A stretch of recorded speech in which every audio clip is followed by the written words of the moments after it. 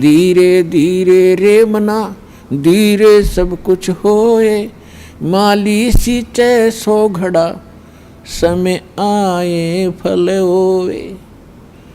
जैसे माली का मतलब है जो उस प्रोसेस से परिचित, उसका विद्वान है, बाग बगीचे लाने वाला, वो बीज बोता है और उसमें सैकड़ों पानी घड़े डालता है, वाटर पानी के, और धीरे धीरे वो बड़ा होता है। उसको मालूम है, उसको 100% ज्ञान है, वो पूरा उसके ऊपर विश्वास है उसको कि एक दिन ये पेड़ बनेगा। अगर मैं इसकी सुरक्षा ठीक रखूँगा, इसको रोग से बचा कर रखूँगा, और बड़ा होए पाछे फिर देखना मेरे वारे न्यारे कर देगा। तो ठीक इसी प्रकार ये राम नाम का आज ये सच्चा बीज बोया है। आज तक तो आपको आम का नाम लेकर बबूल का बीज बुआ रखा था, और उस बबूल यानी किक्कर की डंडी की आप खूब सेवा भी कर रहे थे। तो बबूल कहता बबूला लगेंगे, आम नहीं लग सकते। भक्ति भी करते थे, ऋषि महर्षि भक्ति खूब करी, जीवन गाल दिए, राज भी त्याग के भगवान के लिए जंगल में जा बैठे। लेकिन वो आम का पेड़ ना होने से, आम का बीज ना बोने से बबूल का बीज बो लिया, उनमें सिद्धियाँ आ गई। आन उपासना करते रहे, पूर्ण परमात्मा की भक्ति ना करके काल भगवान ब्रह्म या ब्रह्मा विष्णु महेश तक की भक्ति करके उन्होंने बबूल का बीज बो के बबूल ही प्राप्त किया।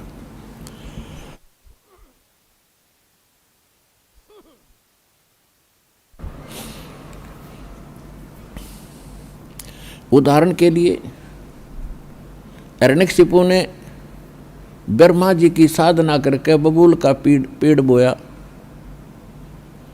और क्या मिला उसको? सिद्धियां आ गई।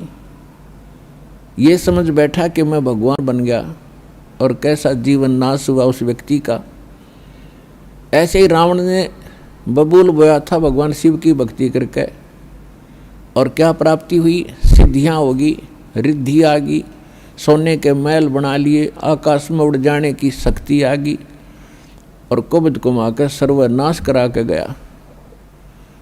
तो पुण्यात्माओं, इसी प्रकार विष्णु जी की साधना करने वाले ये भी शास्त्र विरुद्ध साधना करके अपना जीवन नाश करते हैं, क्योंकि शास्त्र विधि को त्याग कर जो मनमाना आचरण करते हैं उनको न सुख होता है न कोई सिद्धि होती है, यानी सत साधना की सिद्धि, और न ही उनको कोई उनकी गति होती है, जिस कारण से ये भक्ति करके भी अपना जीवन व्यर्थ ही कर गए।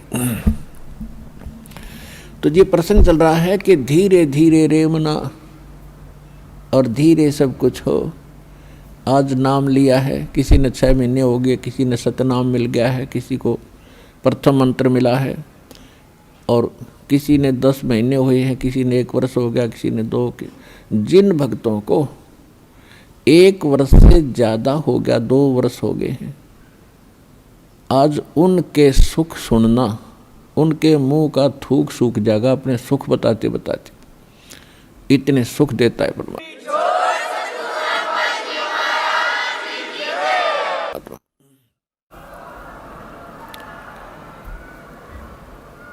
और कुछ अनजान कहते हैं जी मैं 4 बार आ लिया, गणया कोई लाभ सा विशेष नहीं हुआ। ये उसके लिए प्रार्थना है कि धीरे धीरे रे मना धीरे सब कुछ हो, माली सींचे 100 गड़ा समय आए फलो। और दूसरा कारण ये होता है, सतगुरु के दरबार में भाई कमी कहे की ना, अनसा मौज नहीं पावता है तेरी चूक चाकरी। इस सच्चे दरबार में किसी चीज़ की कमी नहीं है। यदि आपको कोई राहत परमात्मा से नहीं मिल पा रही है तो आपका कनेक्शन ठीक नहीं है। अपने आत्माओं, जैसे एक मेन लाइन आई है बिजली के तारों की, और वहाँ से पूरी कॉलोनी को कनेक्शन मिला हुआ है, और किसी एक व्यक्ति का पंखा नहीं चल रहा या मोटर नहीं चल रही या कोई भी आइटम नहीं चल रहा, तो उसका कोई और कारण हो सकता है। या तो पंखा खराब हो सकता है या मोटर खराब हो सकती है, उसको चेक कराओ। और सारा ही व्यवस्था नहीं चल रही, कोई भी, तो आपका कनेक्शन ठीक नहीं है। तो यहाँ एक बहुत बड़ी हम गलती करते हैं कि मर्यादा ना रख के भगवान का हम आशीर्वाद प्राप्त नहीं कर पाते, जिस कारण से आप जी का वो कनेक्शन कट जाता है। कहते परमात्मा कहते औखद खावे और पत्थर है, औखद खावे और पत्थर रखे और तब पावे मोक्ष। जैसे दवाई लेते हैं, औषधि लेते हैं, तो उसके साथ कुछ परहेज भी होते हैं। तो इस मार्ग में परहेज कंपलसरी है, परमात्मा के इस मार्ग में। और परहेज वही हैं जो हमने वैसे ही ना करने चाहिए। बीड़ी, शराब, मांस, तम्बाकू, अन्य देवताओं की पूजा, ये तो वैसे ना करनी चाहिए। बताओ और परहेज क्या है? तो इस करके ये तो अवश्य रखने ही पड़ेंगे यदि आपने भगवान से लाभ लेना है और मोक्ष प्राप्ति करनी है। तो कहने का भाव ये है कि नाम जिन्होंने ले लिया, धीरे धीरे सब काम होंगे। थोड़ा समय दो दाता को, इतने उतावले ना हो। जैसे एक कहता है जी मैंने नाम लिया, मेरा सारे सुख हो गए, तो इसके। और दूसरा कहता है जी मैं 4 बार आ चुका हूँ, अभी तक विशेष राहत मिली नहीं है। पुण्यात्माओं, ये परमात्मा का मार्ग है, इसके लिए आपने ये ध्यान रखनी पड़ेंगी जो बातें दास बता रहा है। अब जैसे किसी का कोई रोगी है और उसको एक्सीडेंट हो गया किसी का, और उससे ब्लड निकल रहा है, रक्त, और उधर से टांग टूट गई, उस पीड़ा भी बहुत घनी हो रही है। तो डॉक्टर सबसे पहले उस स्थान को ऑपरेशन या किसी कारण से ठीक करेगा जहाँ से ब्लड निकल रहा है। अगर उसका ब्लड निकल गया तो नाश मृत्यु हो जाएगी, और वो उस तरफ ध्यान नहीं देगा कि टांग टूट रही है और ये रो रहा है, चिल्ला रहा है कि मुझे पीड़ा है। डॉक्टर इलाज भी कर रहा है और वो ये सोच रहा है कि डॉक्टर का ध्यान को नहीं, मैं मर गया, मेरी तो टांग टूट गई।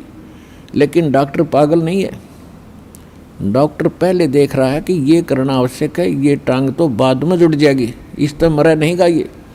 तो इसी प्रकार आपके जिन्होंने दीक्षा ले ली है और जिनके ऊपर कोई ऐसी आपदा आनी है कि आपकी मृत्यु होनी हो, तो पहले परमात्मा उस मृत्यु को रोकेगा, बाकी सांसारिक सुख तो फिर आपका ढेर लगा देगा, आपका जीवन एक्सटेंड हो गया था। तो इस बात को आप ध्यान रखना, यह कोई बालकों का लेख नहीं है, और इतने एक मनुष्य जीवन का मिलना हंसी खेल नहीं है। एक सांस भी मनुष्य जीवन की मिलना आपको बालकों का खेल नहीं है, और ये आपको 100-150 वर्ष एक्सटेंड कर देता है। ये परम पिता, ये पूर्ण परमात्मा है।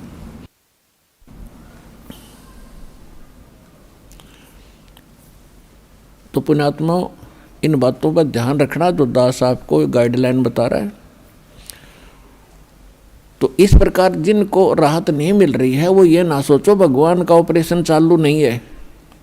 आपके उन संकट निवारण के लिए परमात्मा उसी दिन सक्रिय हो जाता है जिस दिन आप इस ज्ञान को पढ़कर या ज्ञान को सुनकर और हृदय से पुकार लेते हो, परमात्मा हम आपके हो लिए, आपके बगैर मुझे कुछ दिखाई नहीं देता है। और कब बुलाओगे उसी दिन से परमात्मा आपको अपना मान लेता है, क्योंकि ये आत्मा का साथी है, आत्मा इसका अंश है। चाहे वो किसी धर्म में है, चाहे किसी मजहब में है, या किसी प्राणी के शरीर में है, कुत्ते गधे सूअर के शरीर में है। तो ये परमात्मा उसी दिन से आपको स्वीकार कर लेता है यदि आप हृदय से पुकारते हैं। और जिस समय नाम ले लेते हो फिर तो बातें खत्म हो जाती है कि आपके कोई सुनवाई ना हो या आपके संकट दूर ना हो। उसके लिए यही कारण हो जाता है कि परमात्मा पहले वो संकट टालेगा जो तेरी जान को जोखिम करेंगे, आपको जीवन एक्सटेंड करके फिर धीरे धीरे तेरे सारे आपके सभी कार्य, आवश्यक कार्य जो होंगे सारे ठीक करेंगे। देखो ये भक्ति मार्ग है। यदि आप यहाँ आते हो बरवाला आश्रम में तो आपको सबसे पहले ये उद्देश्य बनाना होगा कि मुझे मोक्ष चाहिए।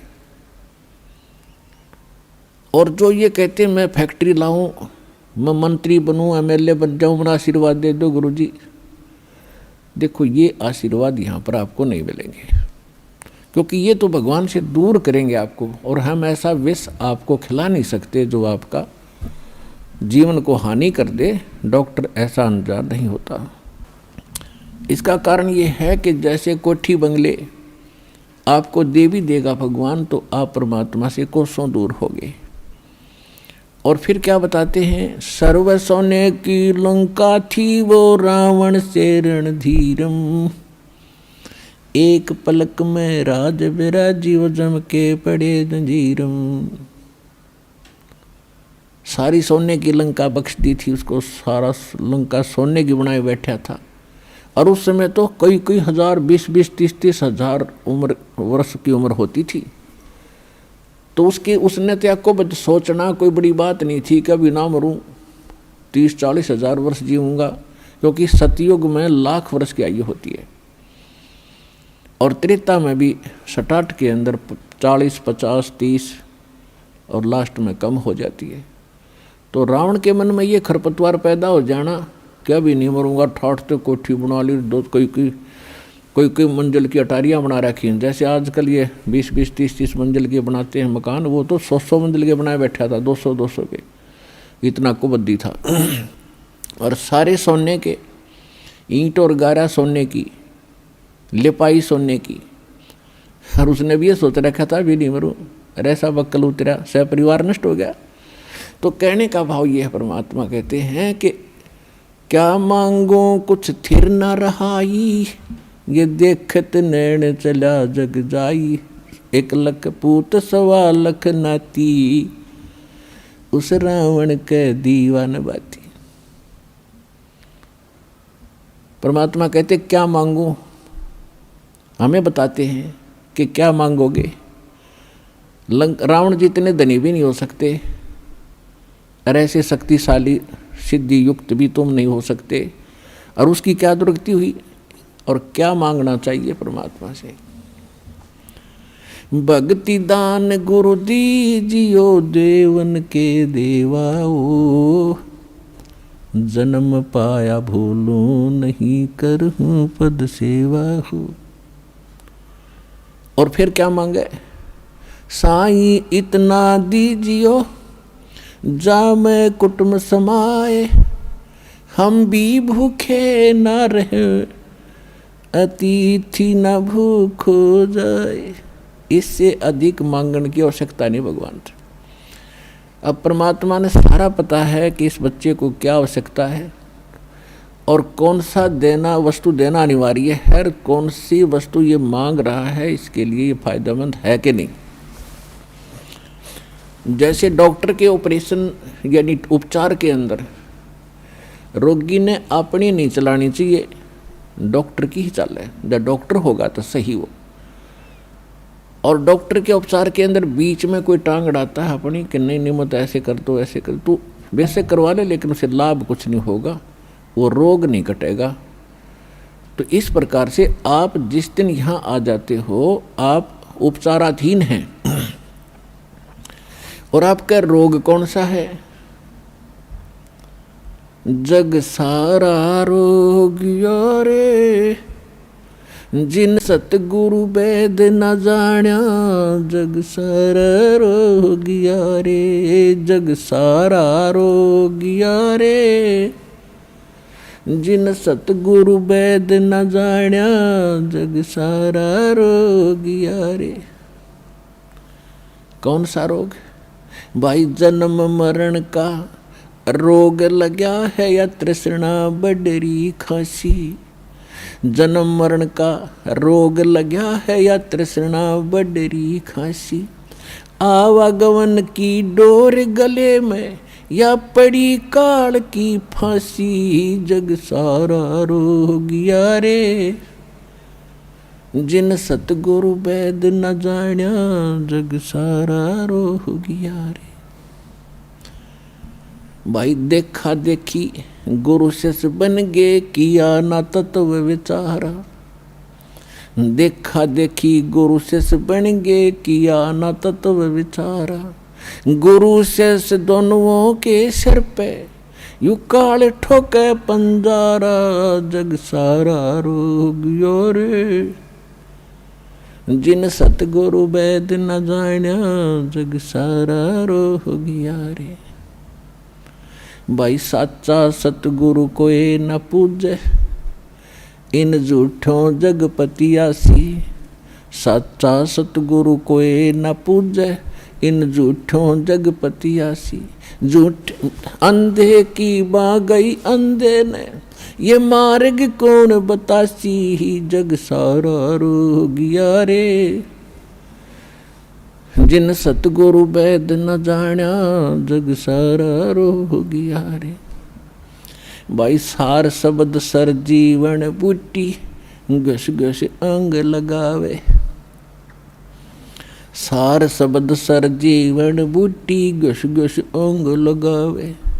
कहे कबीर तुम सतकर मानो ये जन्म मरण मिट जावे। जग सारा रोगिया रे। जिन सतगुरु वैद न जान्या जग सारा रोगिया रे।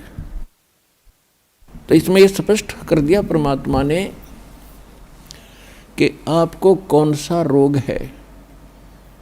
क्या बताया कि जन्म मरण का रोग लगा है और यह तृष्णा बढ़ रही खांसी और आवागमन की।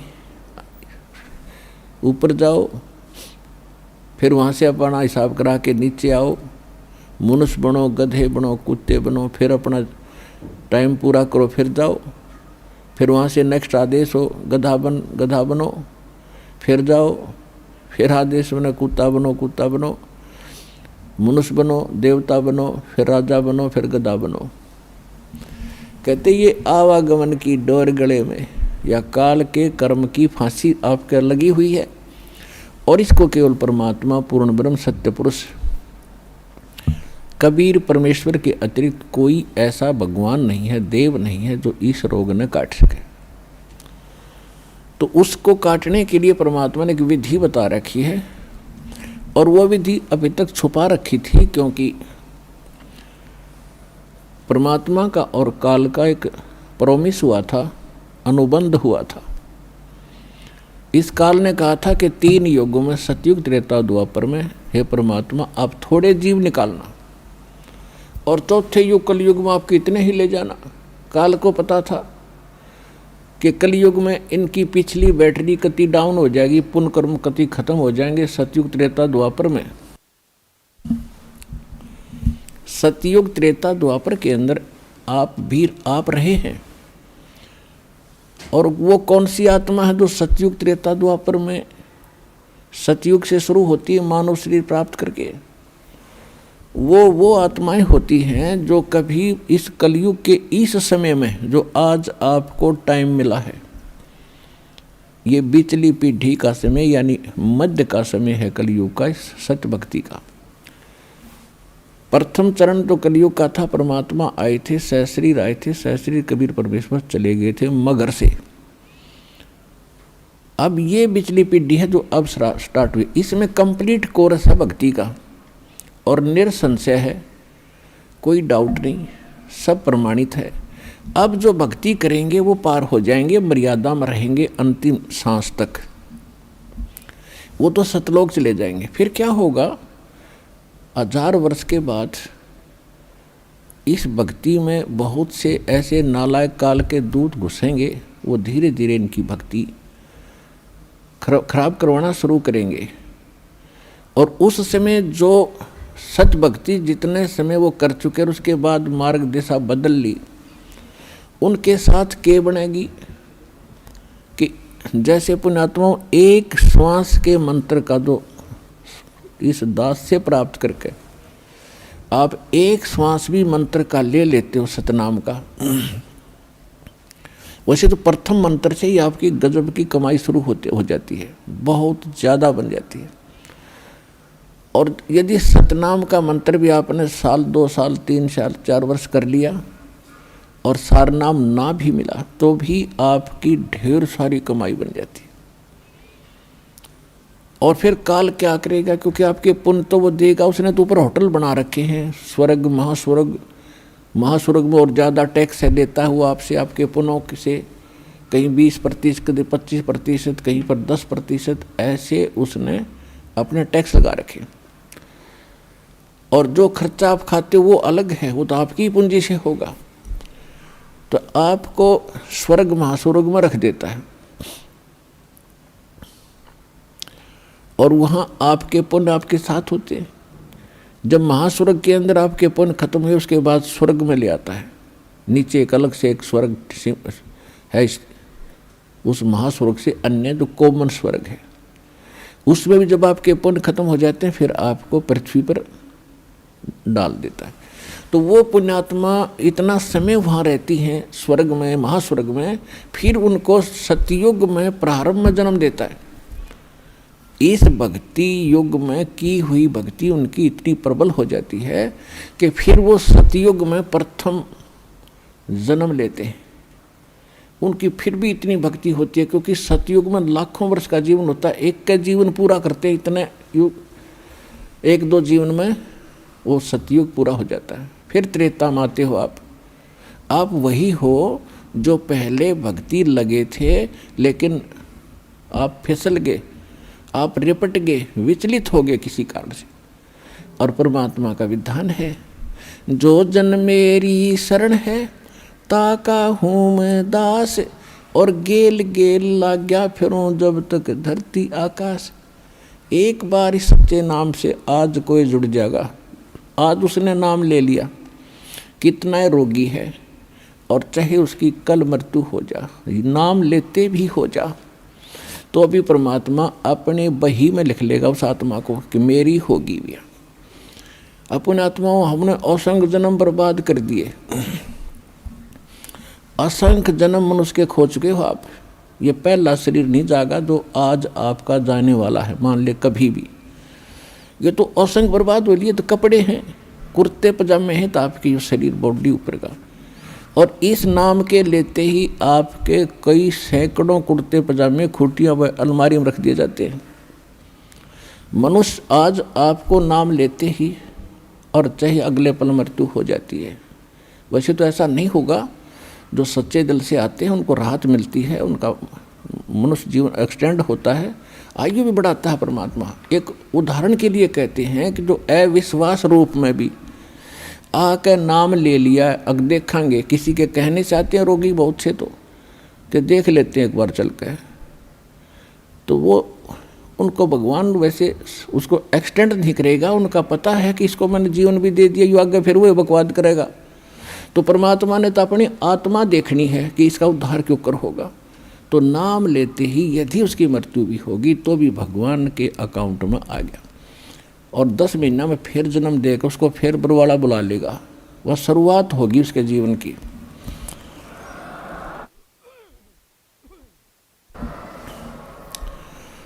तो यहाँ आने वाले व्यक्ति को हानि कति नहीं है, और कति ज्ञान सुनकर समर्पित होकर आओगे तो आपकी कैंसर का बाप भी ठीक हो जा। भगवान किसे कहते हैं? वाह भाई वाह।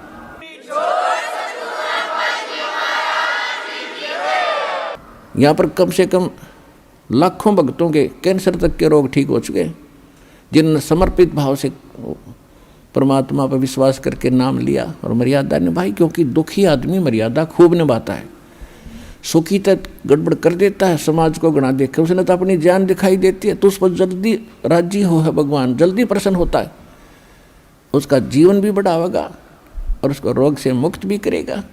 लेकिन करेगा अपने हिसाब से, उसकी नीत देख के कि आगे कहीं और गड़बड़ ना कर दे। तो कहने का भाव है, जो प्रसंग हमारा उसी पढ़ाते हैं। तो परमात्मा से जो हम मांगते हैं वो यही मांगनी चाहिए कि साईं इतना दीजिए जा मैं कुटुंब सुमावे, हम भी भूखे ना रहें और अतिथि न भूखा जावे।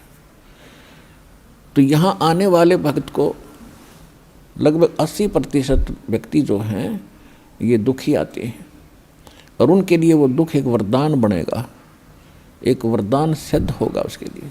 तो आपके लिए प्रार्थना है कि परमात्मा पर विश्वास रखना और कुछ समय देना भगवान को। और दूसरी बात ये है कि आज जो प्रसंग चल रहा है कि लाखों वर्ष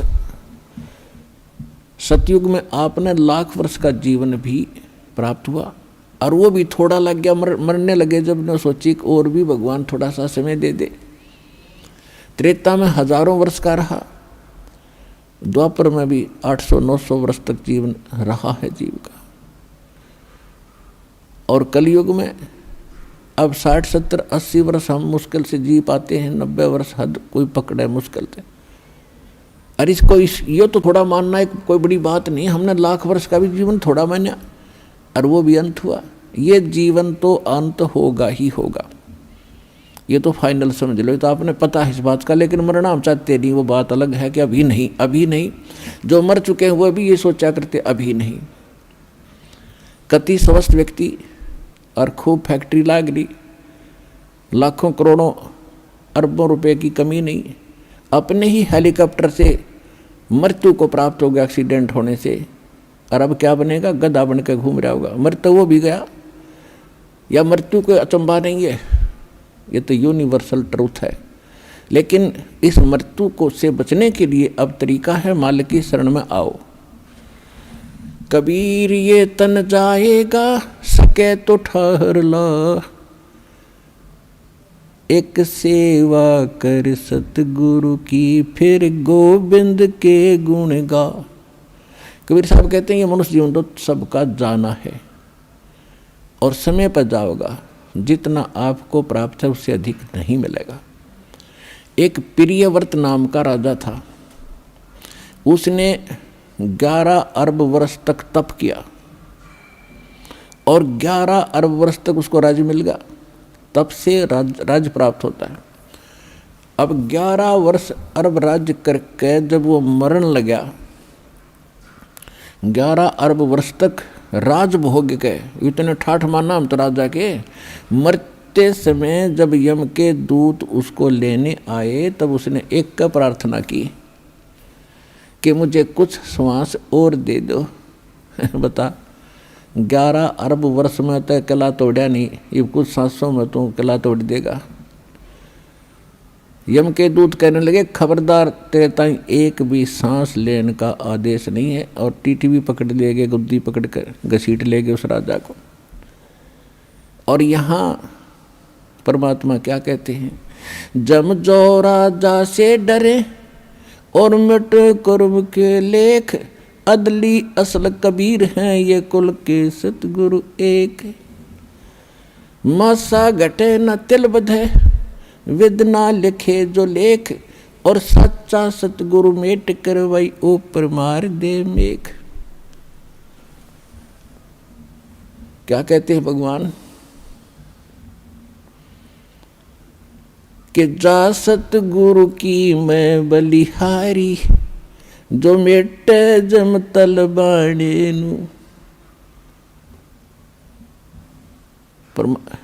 क्या बताया भगवान ने अपनी महिमा में कि उस सतगुरु पर बलिहारी जाऊं जो यम के तलबाने यानी तलब किया जाए यम के दूतों, यमराज के द्वारा जिसको बुलाया गया है, और यम के दूत लेन आगे, कहते हैं उसको वापस कर दे, भाग जाए यहाँ से, ये नहीं आएगा, ये हमारा बच्चा है, तुम इसके निकट नहीं आ सकते। यानी उसकी उम्र बढ़ा दी, कर्म की रेख काट दी, मिटा दी, वो अंत था वो समाप्त कर दिया, और आपकी आयु एक्सटेंड कर दी, बढ़ा दी। अब आप बालक हो, आपको मालूम नहीं कि कितना कीमती है मनुष्य जीवन, एक सांस की क्या कीमत है। कबीर साहब कहता हूँ कहीं जात हूँ, और कहूँ बजा के ढोल, श्वास जो खाली जात है वही 3 लोक का मोल। मनुष्य जीवन का श्वास, कितनी कीमत है इस श्वास की, और हम इसको कैसे बर्बाद कर रहे हैं।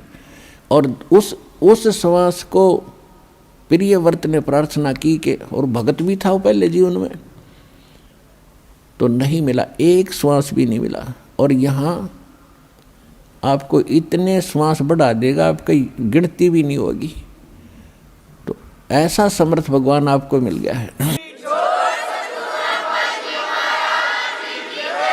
तो कहने का भाव ये है कि जो सतयुग में